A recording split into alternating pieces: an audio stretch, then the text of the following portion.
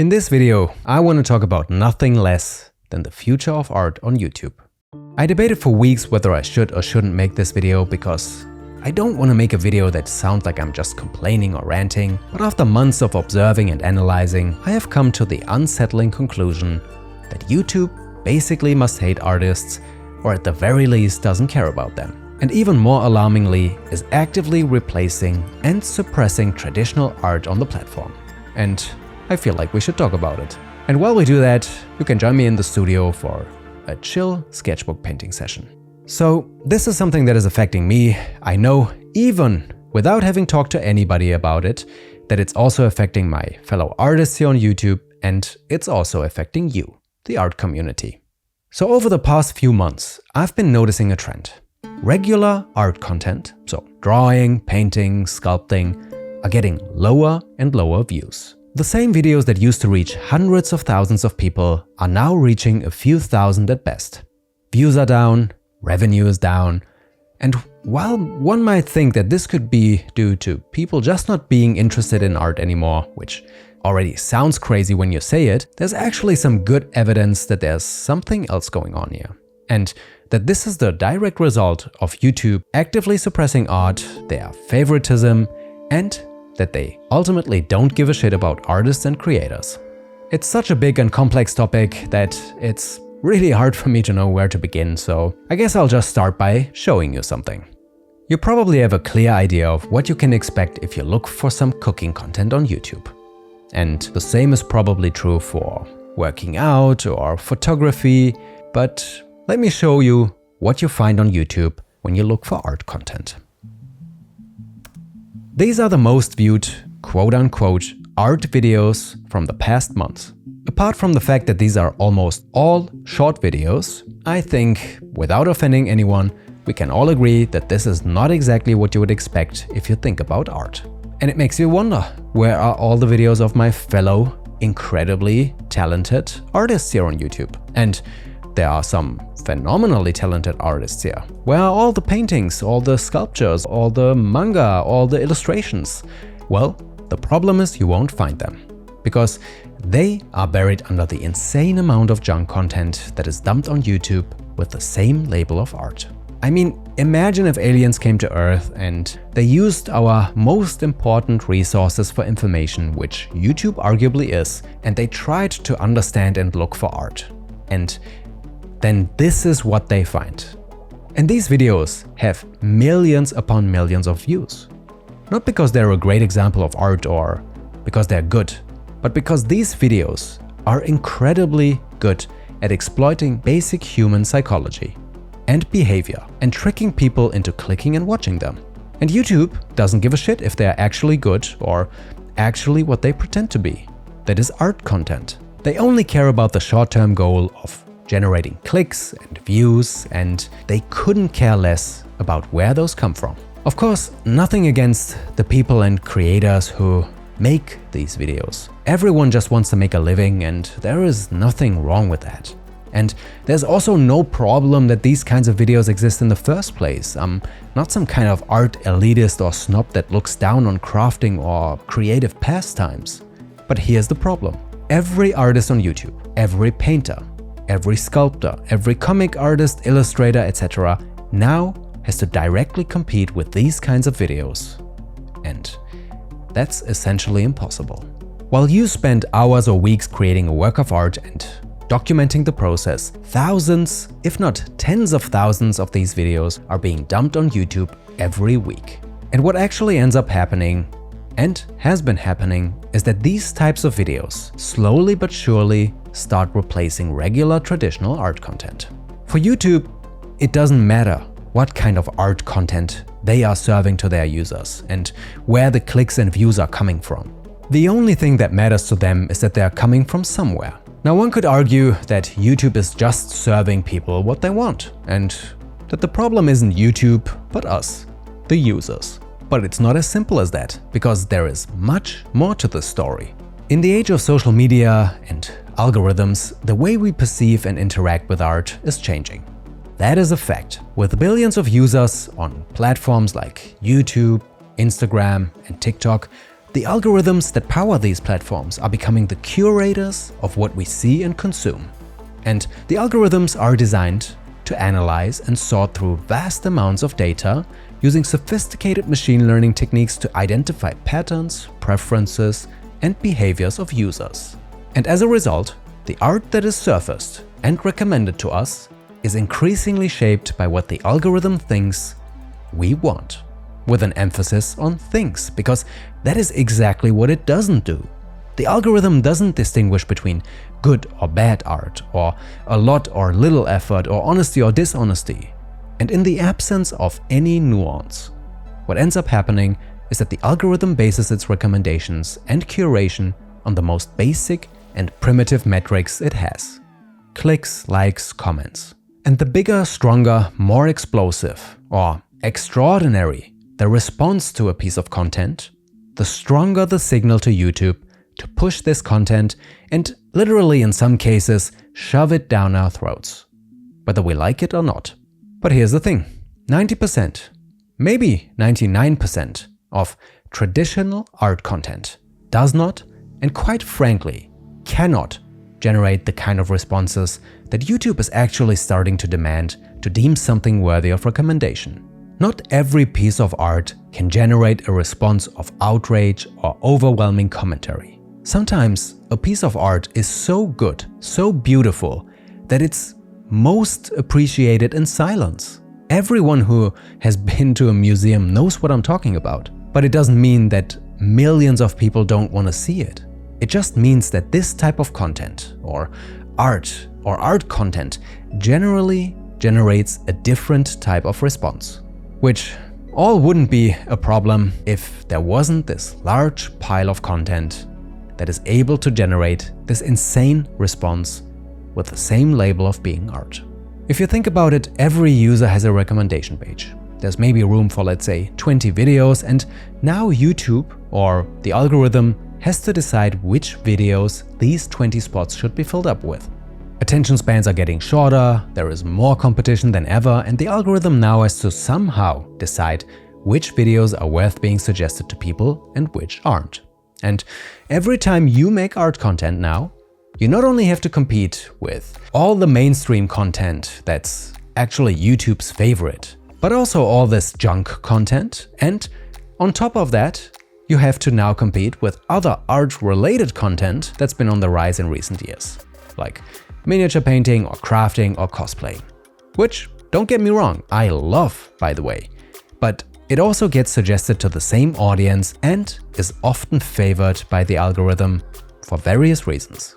So if you want to compete with the overwhelming amount of art-related content, junk content and mainstream content that precisely caters to what YouTube can't seem to get enough of, you have to play the same game. The game of clicks, of hyperbole, of targeting kids, of deception even, or of making shorter and shorter videos for people with less and less attention spans. It's not a coincidence that you don't see Jazza sit down and just draw anymore, or just paint and have a chat with us. I would love to see that. It's not because he wouldn't like to do it. I'm pretty confident that he would love to do that every now and then, but he can't, because those kinds of videos wouldn't get the same views as his other more, for lack of a better word, flashy content. But I'm gonna let you in on a little dirty secret here, because those videos don't get less views because people just don't watch them as often. Sometimes, of course, yeah, not every video topic is equally interesting, but again and again, the reason why those videos get less views is because YouTube suppresses them. And they do that because they don't generate the initial response that YouTube needs in order to keep recommending these kinds of videos.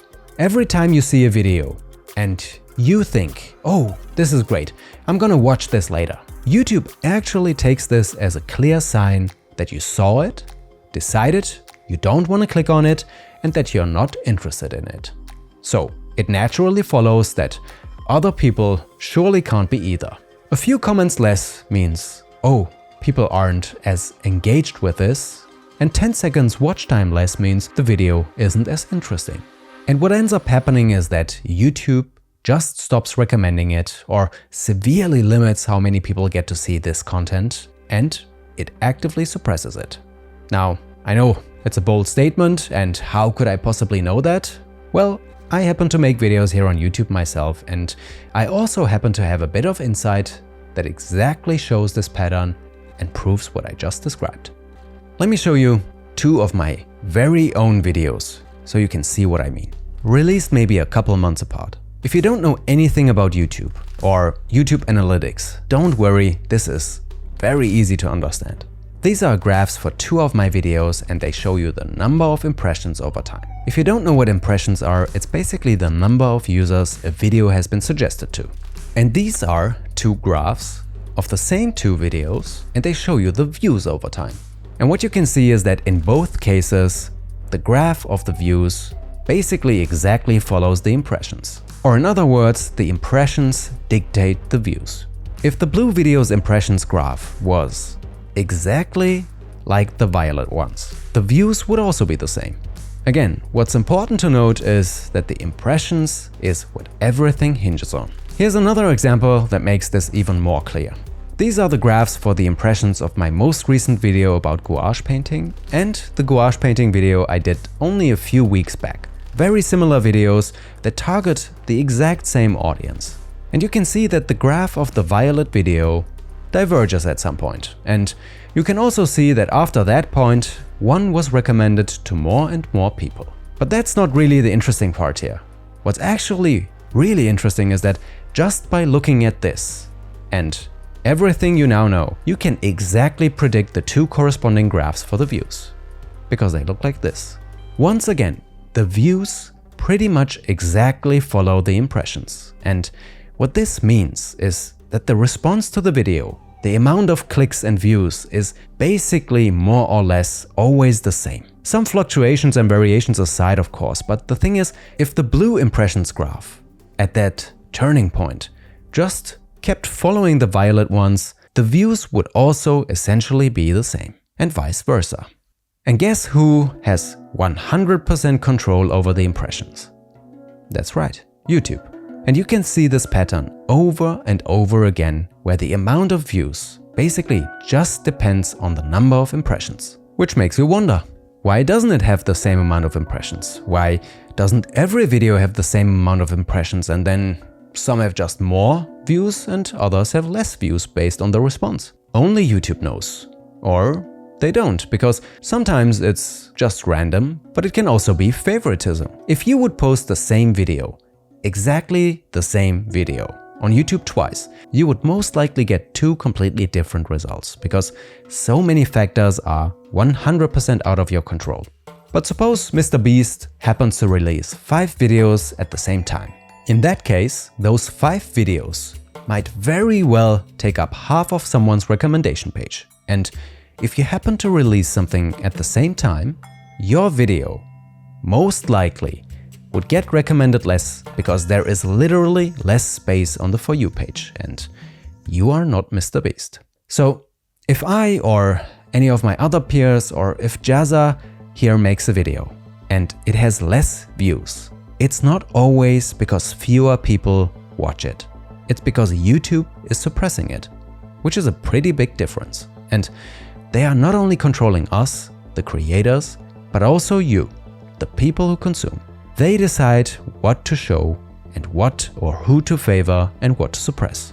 It doesn't help, of course, that art content happens to be particularly prone to the whims of the algorithm because of a very unfortunate combination of factors.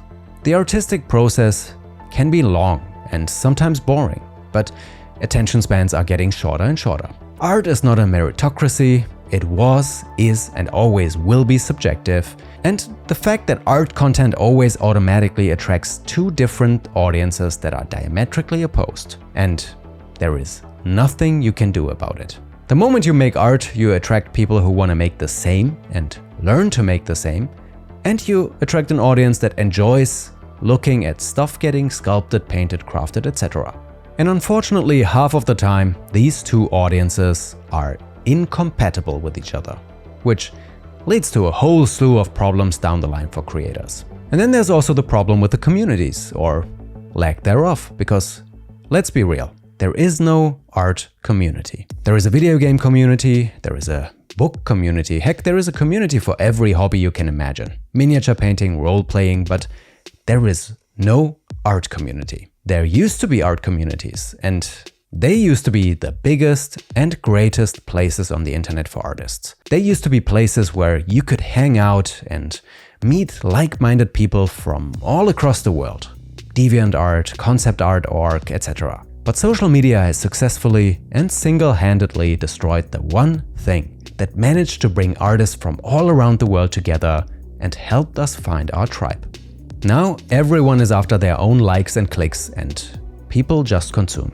I don't want to get started with a rant on the rise and fall of art communities. Maybe that is a can of worms we can open in another video at some point. But the point is that art content and online art, as it is right now, might just be one final blow away from becoming irrelevant. And it's not unlikely that that final blow will come from YouTube. Now, I have to stress that this is not something I just decided to talk about yesterday, or that's a knee-jerk reaction to a badly performing video. I have been thinking, analyzing, and writing about this in the background for months now. And it honestly pains me to see this happen to something that is so near and dear to my heart. I've spent the last 20 years living and breathing art, and making videos on YouTube for almost 4 years now. But seeing and witnessing the decline in quality and appreciation for art and artists is, well, scheiße. I want to see my fellow artists prosper and create. I want to see them make art and make videos and make cool content and be excited and inspired and inspire others. And I don't want to see them demotivated or stressed or frustrated.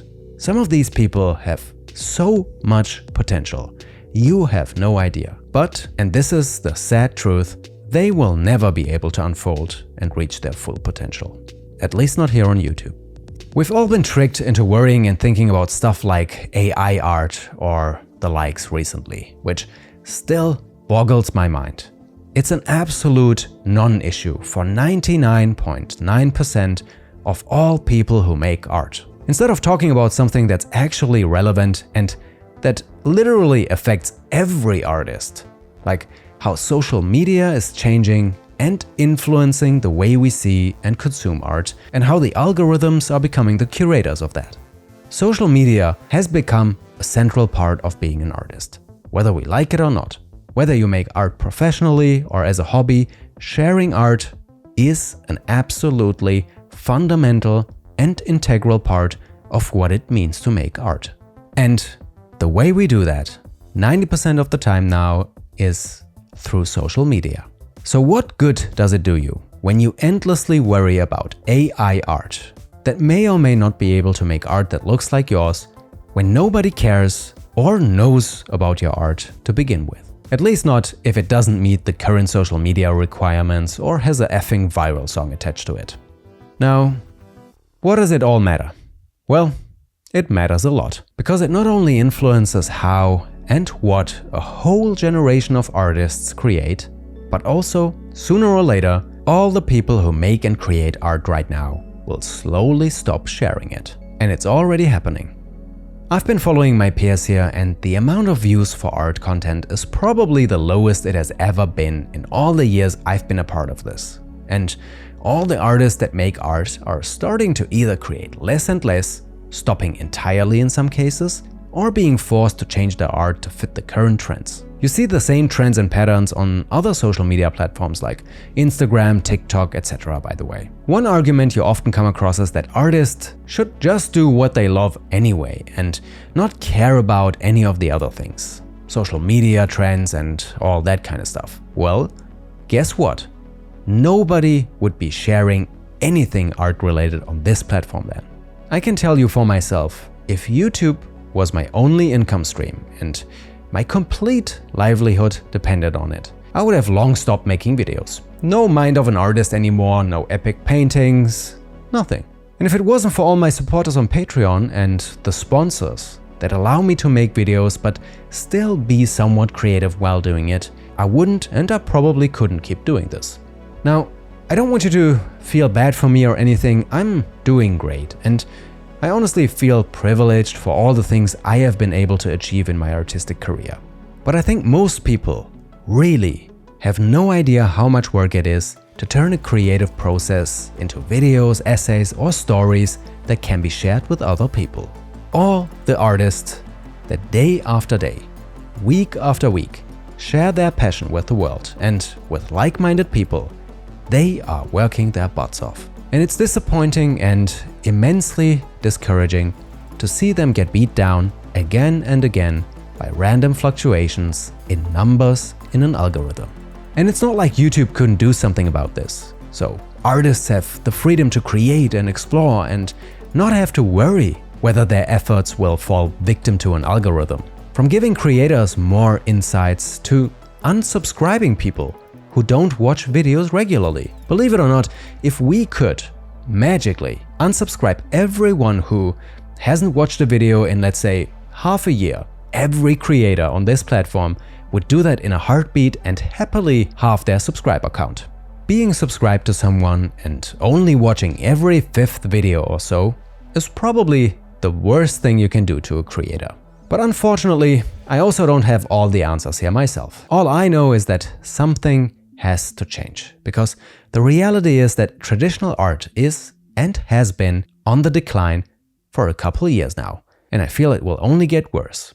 And it starts with traditional art, but it doesn't stop there. Sooner or later it will affect other creative areas, like miniature painting or crafting or something else that's art related.